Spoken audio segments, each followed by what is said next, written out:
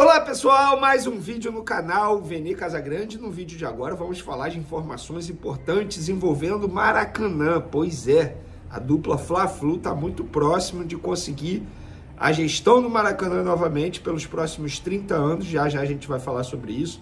Tem também informações de uma possível proposta para Arrascaeta deixar o Flamengo e ir para o futebol mexicano. Da onde é essa proposta? Já a gente vai falar. Tem isso tudo e muito mais no vídeo de agora. Mas antes, galera, lembrando da nossa querida KTO, a melhor casa de apostas esportivas do Brasil. Lá você encontra as melhores odds, os melhores mercados, tudo o que você precisa para você fazer a sua fezinha, a sua aposta e garantir aquela grana extra. E o melhor, você não vai ter nenhum trabalho de digitar o código promocional, que é o código VENE. O link está aí na descrição, é só clicar, você vai direto para a página. Também não deixe de se inscrever, ativa a notificação, compartilhe o vídeo com os amigos, com as amigas, e assim o canal Vene Casagrande cresce cada vez mais. Se quiser colaborar de maneira financeira, o Pix está aí na descrição também. Galera, é o seguinte, o Flamengo e o Fluminense estão muito próximos de conseguirem aí a proposta de concessão no Maracanã novamente para continuar gerindo o Maracanã. Ontem saiu aí as propostas técnicas saíram, na verdade, e as propostas da dupla Fla-Flu foi o seguinte, a proposta foi o seguinte: 77 jogos durante a temporada da dupla Fla-Flu, no Maracanãzinho 54 jogos do Flamengo e 9 jogos do Fluminense. O Vasco e a W Torre, empresa que estava junto com o Vasco tentando adquirir essa gestão no Maracanã, a proposta foi o seguinte: 74 jogos no total, sendo 35 do Santos, 34 do Vasco e 5 do Brusque. Como assim? E no Maracanãzinho, 12 jogos do futsal do Vasco. Gente, olha só, com todo respeito, Vasco, W Torres, mas não dá para você sonhar em vencer essa concessão oferecendo 35 jogos do Santos. Mais jogo do Santos no Maracanã do que do próprio Vasco. Tudo bem, o Santos vai ficar sem a Vila Belmiro, mas ele não faz o menor sentido. E a dupla Fla-Flu é aqui do Rio de Janeiro. O Maracanã é do Rio de Janeiro. Tanto é que lá você precisa atingir alguns critérios, aí você vai ganhando pontuação, e a dupla Fla-Flu já tem uma pontuação maior internamente no Flamengo e também no Fluminense. Eles já até comemoram isso, essa causa ganha, digamos assim, em cima do Vasco, porque o Vasco, de fato, estava tentando pegar essa gestão no Maracanã, e o Flamengo precisa ter o Maracanã enquanto decide e define essa situação envolvendo o estádio próprio. O Flamengo quer tirar do papel a construção do estádio próprio, mas enquanto não tira do papel, precisa ter onde jogar, e onde jogar é no próprio Maracanã. Vene, o Vasco nunca mais vai poder jogar lá se Flamengo e Fluminense adquirirem a concessão novamente, a gestão do Maracanã novamente, vai poder, mas vai ser sempre aquele trâmite de ir à justiça. Enfim, é um caso que a gente já conhece muito bem, já deu muito pano para manga e com certeza vai dar muito pano para manga nos próximos anos, porque o Vasco eventualmente vai querer jogar no Maracanã, alegando que o estádio é de todos. Óbvio, vai querer jogar eventualmente naqueles jogos que sabe que o Vasco vai conseguir lotar o Maracanã, porque quando o Vasco foi convidado para gerir o Maracanã, na ocasião não quis. Aí Flamengo, Fluminense, penaram pra caramba, gastaram um monte de dinheiro e gastam um monte de dinheiro para poder administrar o Maracanã. Tudo bem, questão do gramado, o gramado é horrível. Só que assim, não é justo a todo momento um time chegar e querer jogar ali, atrapalhar o gramado, atrapalhar a gestão do estádio, atrapalhar, no caso, a dupla Fla-Flu. Mas fica aí que em breve Flamengo e Fluminense vão conseguir renovar essa gestão do Maracanã e vão ficar sendo donos, entre aspas, do estádio nos próximos anos. Dando continuidade aqui, Flamengo hoje, como vocês sabem, a gente já havia divulgado, Flamengo hoje lançou junto com a Adidas a nova camisa 2, tá? Que será estreada pelos jogadores aí no próximo domingo, na estreia do Flamengo no Campeonato Brasileiro contra o Atlético Goianiense fora de casa. Perfeito, acho que o cenário é perfeito, diante de um rubro-negro que vai jogar em casa. Flamengo fora de casa contra rubro-negro atua de branco, vai estrear a nova camisa 2 contra o Atlético Goianiense. E os modelos foram Pedro, os jogadores Pedro, Pulgar Cebolinha. Esses 3 atletas foram... Muita gente me perguntou se Gabigol não foi modelo por conta da situação jurídica dele. Vou ser bem sincero, gente, não sei. Não sei, simplesmente o Gabigol não apareceu. Esses 3 atletas apareceram. E daqui a pouco, o Flamengo encara o Palestino no Maracanã. Jogo de casa cheia, mais 50 mil pessoas estarão no Maracanã com certeza. Jogo para o Flamengo golear, não tem resenha, não tem esse papo de que tem que ter o discurso de respeitar o adversário. Beleza, isso aí a gente deixa para os jogadores, para o Tite. Eles não podem falar desse jeito, por ter um respeito ao adversário, mas a gente pode. O Flamengo tem a obrigação de não só vencer, mas convencer e golear, porque saldo de gols será extremamente importante para o Flamengo nessa fase de grupos. O Flamengo tem que passar em primeiro desse grupo. Não pode pensar em não passar em primeiro. Vai pegar o Bolívar, que é um time extremamente arrumado, e para quem acha que o Bolívar será um adversário fraco dentro do Maracanã, eu tenho um pensamento um pouco diferente. Calma, e lá na altitude a gente sabe muito bem que será um adversário muito difícil de enfrentar. Então o Flamengo tem que fazer um placar elástico, até porque o próprio Bolívar venceu o Palestino na primeira rodada, atuando lá no Chile por 4-0. Então, teoricamente, o Flamengo tem que fazer pelo menos 4-0, por conta do saldo de gols. E uma informação aí, o GE subiu essa matéria, o rubro-negro pode alcançar um número impressionante. O time que já é recordista em jogos consecutivos, fazendo gols no torneio da Libertadores, se marcar contra o chileno, chegará a 30 partidas seguidas, estufando a rede pelo torneio continental. A escrita começou lá em 2021 com um gol de Michael na Argentina, contra o Defensa e Justiça, quando o time ainda era comandado por Renato Gaúcho. Iniciou a caminhada do mata-mata até a única final da Libertadores que perdeu contra o Palmeiras. De lá para cá, o Flamengo marcou em todos os jogos que disputou pela competição continental. Ao todo foram 29 partidas consecutivas, 66 gols feitos, uma média superior a 2,27 por duelo nesse período, que teve apenas 3 derrotas. E o Pedro foi o maior artilheiro aí, fazendo 19 gols durante esse período. E outra curiosidade envolvendo o Palestino, o Vinícius Júnior, cria da categoria de base, craque, seleção brasileira e Real Madrid, ele fez o primeiro gol dele como jogador profissional em 2017, com a camisa do Flamengo, obviamente, contra o Palestino, lá na Ilha do Urubu. Eu estava lá, eu vi isso em loco, e de fato fica essa curiosidade aí. Enfim, eu acho, repito, galera, o Flamengo tem a obrigação de vencer o Palestino e com placar elástico. Para esse jogo, terá a estreia de Léo Ortiz na zaga, é o time que a gente trouxe ontem, Rossi no gol, Varela na lateral direita, aí tem Léo Ortiz, Léo Pereira, Ayrton Lucas, Pulgar, Nico de la Cruz, Arrascaeta, Cebolinha, Luiz Araújo e Pedro. Esse é o time do Flamengo para encarar o Palestino. Força máxima, né? Porque o Fabrício Bruno tá ficando no banco. Assim, beleza, tem o desgaste físico, mas ele tem condições, ele teria condições de jogo se o Tite quisesse.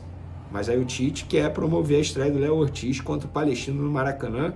Eu acho que é uma forma de também deixar o caminho mais fácil para o Léo Ortiz, porque se ele estreia contra o Atlético Goianiense fora de casa, seria uma estreia mais complicada para ele.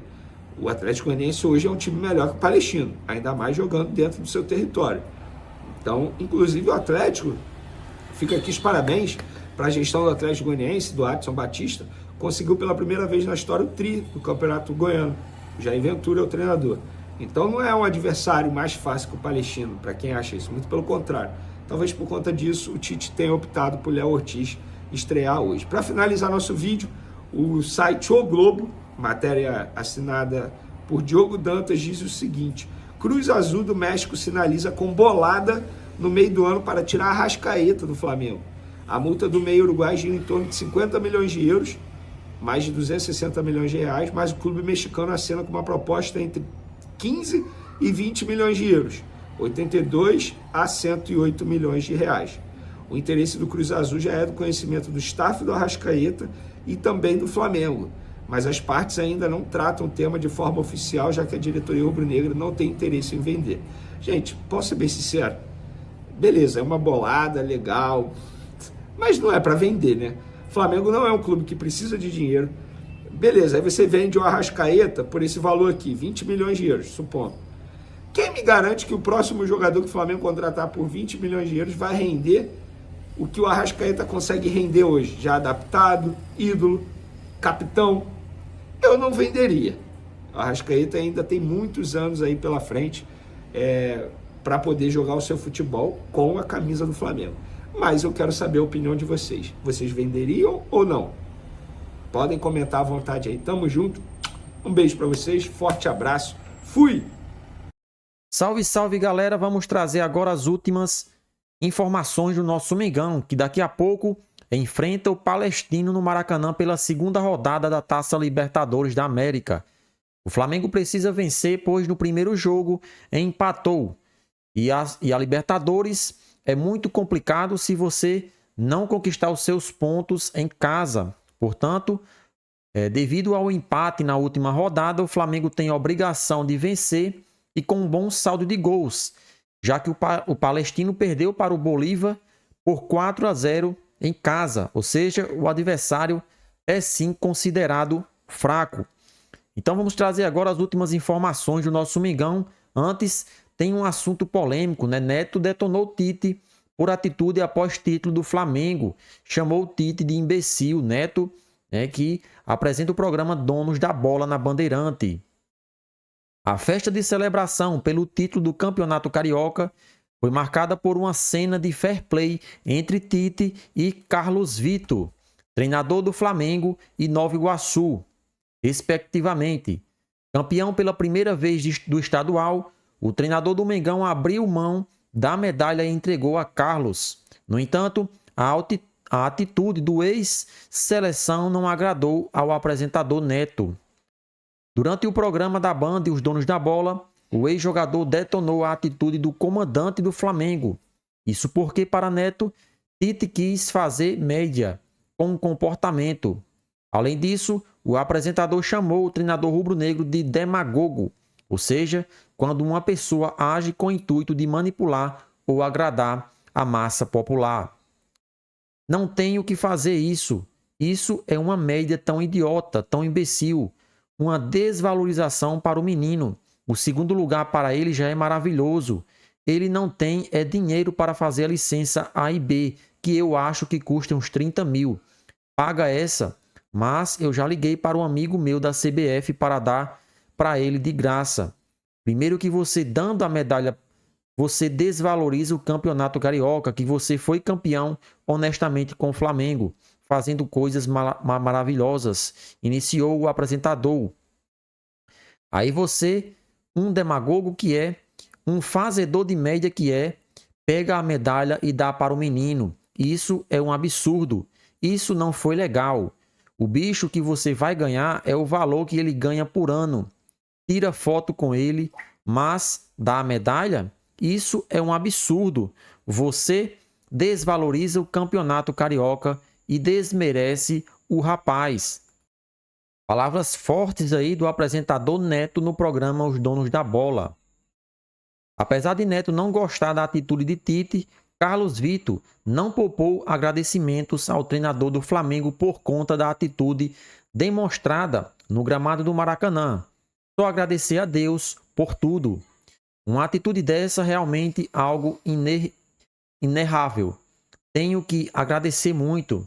A atitude de Tite é de amor e respeito por tudo que conseguimos construir até o momento, disse em entrevista ao canal Go Out. Após garantir o título do Campeonato Carioca, o Flamengo voltou aos olhares para a Libertadores. Tite, inclusive, só teve 2 dias para recuperar os jogadores para a partida desta quarta, contra o Palestino do Chile.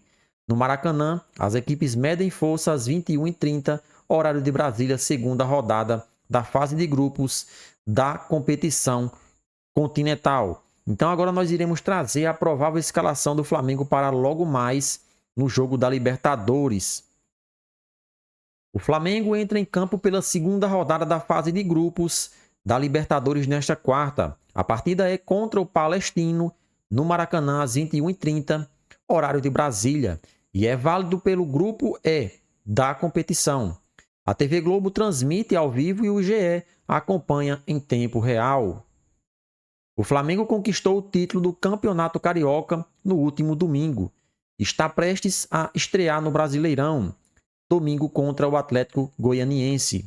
Após o empate na estreia da Libertadores com o Milionários da Colômbia, a equipe busca a primeira vitória no torneio e conta com o fator casa para isso. O rubro-negro não perde como mandante na competição desde abril de 2019, quando levou 1-0 do Peñarol. O Palestino é o quarto colocado do campeonato chileno, com 3 vitórias, 2 empates e apenas uma derrota. Porém, vem com uma derrota feia em cima na estreia da Libertadores por 4-0 para o Bolívar, mesmo jogando em casa, e terá a árdua missão de se recuperar no Maracanã. Sem jogar no final de semana pela competição nacional, o time antecipou a viagem para o Rio de Janeiro e treinou em solo carioca nesta segunda e na terça-feira, esta última atividade no CT do Fluminense. Tite terá força máxima na Libertadores pela primeira vez. Com De La Cruz à disposição, o Flamengo levará a campo praticamente o time que conquistou o Carioca no último domingo. Mas com a novidade, Léo Ortiz enfim vai fazer a sua estreia com a camisa rubro-negra. O zagueiro ex-Bragantino treinou ao lado de Léo Pereira pela última atividade no Ninho do Urubu. Portanto, o provável Flamengo é Rossi no gol, Varela na lateral direita, Léo Ortiz e Léo Pereira a dupla de zaga. Na lateral esquerda, Ayrton Lucas, Eric Pulgar na proteção, De La Cruz e Arrascaeta mais avançados, Luiz Araújo, Everton, Cebolinha e Pedro, os 3 atacantes. Então o Flamengo está pronto e preparado para este jogo muito importante da Libertadores da América. Segunda rodada da competição que o Flamengo precisa se recuperar de um empate amargo, em que o clube carioca abriu vantagem sobre o Milionários com 1 a mais e mesmo assim cedeu o empate no final do jogo, né? Portanto, o Flamengo tem uma importante missão, que é conquistar os 3 pontos nessa rodada de agora. E além disso, apresentar um bom futebol, já que a equipe do Palestino foi goleada na primeira rodada pelo Bolívar, ou seja, é uma equipe considerada fraca. Mas vamos ver como é que eles irão enfrentar o Flamengo no Maracanã, se vai atacar, se vai se defender. Com certeza será uma tática totalmente diferente da estreia na Libertadores. E isso pode dificultar o Flamengo, que com esse ataque aí veloz vai tentar furar o bloqueio do Palestino, que deve sim jogar recuado. Então essas foram as informações do nosso Mengão. Qualquer notícia atualizada nós trazemos aqui em primeira mão. Então já pedimos a vocês, se é novo no canal, se inscreva, ative as notificações e curtam nossos vídeos para ajudar em nosso crescimento. Depois do jogo nós traremos a repercussão da partida e daremos a nossa opinião a respeito da atuação do Flamengo. E com certeza iremos torcer para mais uma vitória do nosso Mengão. E aí, nação rubro-negra, participa aí e deixa o seu palpite do jogo nos comentários.